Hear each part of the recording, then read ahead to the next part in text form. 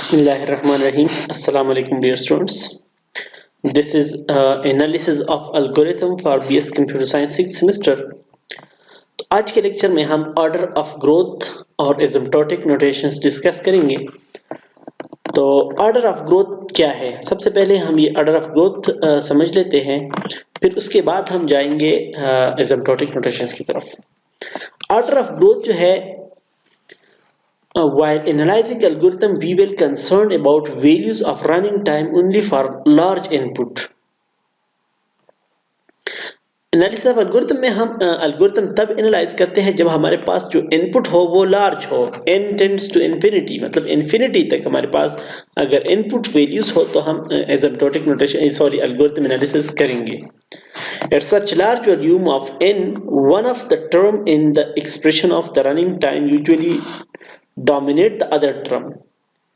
हमारे पास asymptotic notations में analysis of algorithm में जो n इनपुट्स होते हैं उसमें मतलब जो जब हम एनालिसिस करते हैं तो जो एक्सप्रेशन होता है उस एक्सप्रेशन में रनिंग टाइम के बहुत सारे वैल्यूज होती हैं। कुछ वैल्यूज जो होते हैं वो डोमिनेट्स करते हैं अदर वैल्यूज को, कुछ को हम कहते हैं लोअर ऑर्डर टर्म्स, कुछ को हम कहते हैं हाई ऑर्डर टर्म्स। जो लोअर ऑर्डर टर्म्स होते हैं उस पे हाई ऑर्डर टर्म्स डोमिनेट होते हैं। तो ये जो एक्सप्रेशन है जो हमारे एल्गोरिथम का एनालिसिस हमें बताते हैं, इसमें जो वैल्यूज हैं तो जो लोअर ऑर्डर टर्म्स होंगे उसको हम इग्नोर करेंगे। We will ignore the lower order terms. For example, अगर एक बंदा है उसके पास पैसे है 5,10,535, तब ये जब हम बात करते हैं तो हम कहते हैं उसके पास 5 लाख रुपीस है। हम ये 10,000 भी इग्नोर करते हैं और 535 तो इग्नोर करते ही करते हैं। तो इसका मतलब यह है कि जो 535 है ये 5 लाख में इतना इंपॉर्टेंस नहीं रखते, तो 535 को हम इग्नोर कर देते हैं, ठीक है, क्योंकि ये एक लोअर ऑर्डर टर्म है। इसी तरह एनालिसिस ऑफ एल्गोरिथम में क्या होता है कि लेट सपोज जब हम एनालिसिस करते हैं और उसमें हमें आते हैं, लेट सपोज कम्प्लेक्सिटी उसकी आती है, ये लेट सपोज एल्गोरिथम की कम्प्लेक्सिटी आती है कि a(n)² + bn + c। तो अब इसमें a(n)² में जो ये bn + c है ये लोअर ऑर्डर टर्म्स है, क्योंकि a(n)² की वैल्यू इतनी ज्यादा है कि इसमें हम क्या करते हैं, ये bn और c को क्या करते हैं, इग्नोर करते हैं। तो इसको कहते हैं order of growth. Since the running time of an algorithm is represented as a function of the input size, जो algorithm का जो running time है वो डिपेंड करता है input size पे, उसका जो function होता है वो डिपेंड करता है input size पे। For large input we ignore the lower order terms.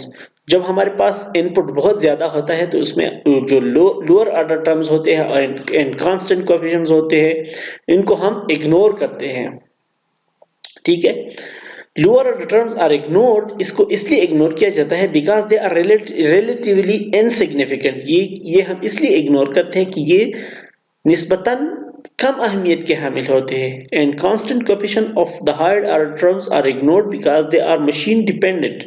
और जो हमारे पास कांस्टेंट होते हैं, कांस्टेंट मशीन डिपेंडेंट होते हैं। इधर ये देखिए, इधर हम ये a भी इग्नोर करते हैं। ये a क्या है, ये हाई ऑर्डर टर्म n² का कांस्टेंट है, लेकिन ये इसका ताल्लुक मशीन से है। जिस कंप्यूटर पे हम प्रोग्राम को रन करते हैं तो इसका ताल्लुक इस कंप्यूटर से है, स्पेसिफिक कंप्यूटर से, तो इसको भी हम इग्नोर करते हैं। तो इस एल्गोरिथम की कम्प्लेक्सिटी हम लिखेंगे n²। हमने ये bn और c को भी इग्नोर कर दिया और ये कांस्टेंट a को भी हमने इग्नोर किया, क्योंकि इतना ये जो लोअर ऑर्डर टर्म्स है ये अहमियत के हामिल नहीं होते।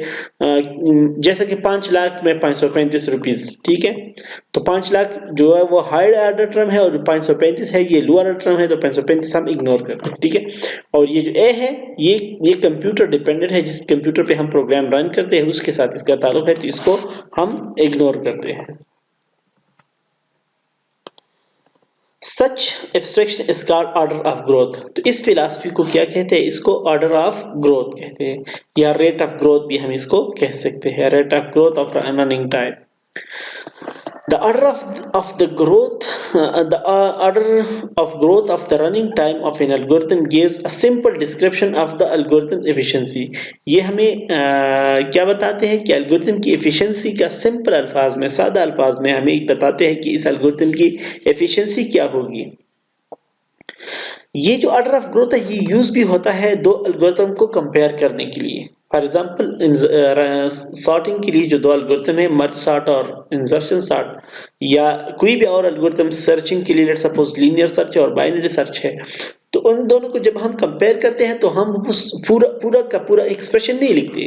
हम ये सिंपल कहते हैं कि बबल सार्ट सार्ट का जो रनिंग टाइम है वो n स्क्वायर है और मर्ज सार्ट का n log n है, या हम कहते हैं कि लीनियर सर्च का जो है वो n है और बाइनरी सर्च का log n है। ठीक है, तो वो पूरा एक्सप्रेशन हम नहीं बोलते, हम सिर्फ वो स्पेसिफिक एक हाई ऑर्डर टर्म बोलते हैं, तो इसको ऑर्डर ऑफ ग्रोथ कहते हैं। The order of growth is a step towards simplification of running time.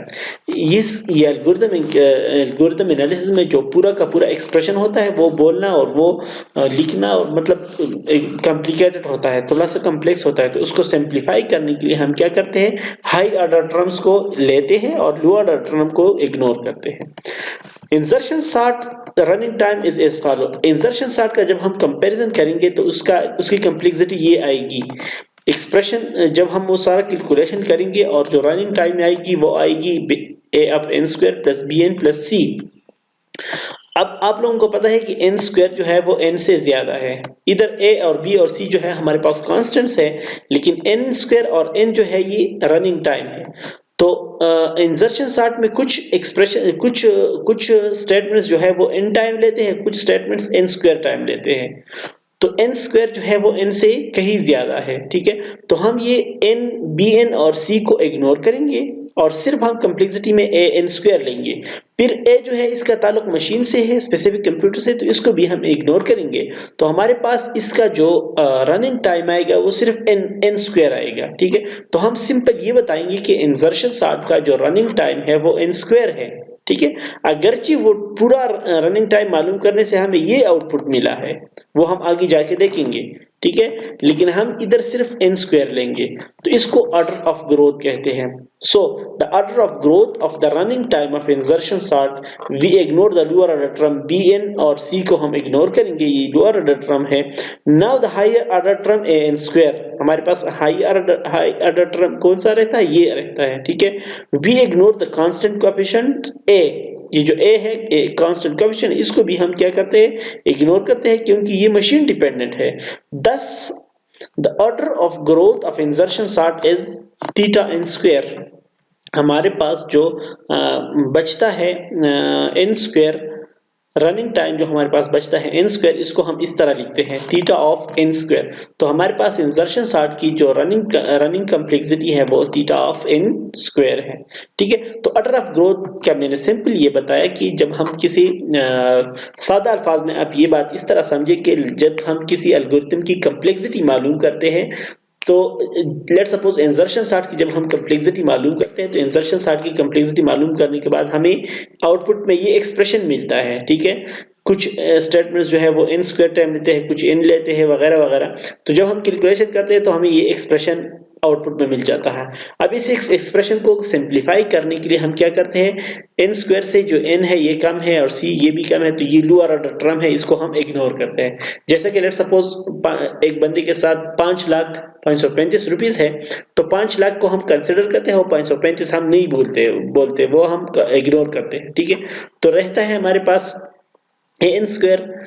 अब ये लोअर ऑर्डर टर्म हमने इग्नोर कर दिया और ये a जो है ये मशीन कांस्टेंट है, तो इसको भी हम इग्नोर करते हैं, तो हमारे पास कॉम्प्लेक्सिटी रह जाती है n स्क्वायर।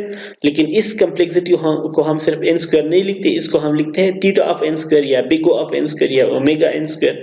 तो ये ओमेगा, थीटा और बिग O हम आगे डिस्कस करते हैं। ठीक है, तो इसको कहते हैं ऑर्डर ऑफ ग्रोथ। तो ऑर्डर ऑफ ग्रोथ आप लोग वो जो बुक मैंने सजेस्ट की है उस बुक से भी जाके पढ़ें और इसको अच्छी तरह समझें। ठीक है, thank you so much. Asymptotic notation हम नेक्स्ट लेक्चर में डिस्कस करते हैं।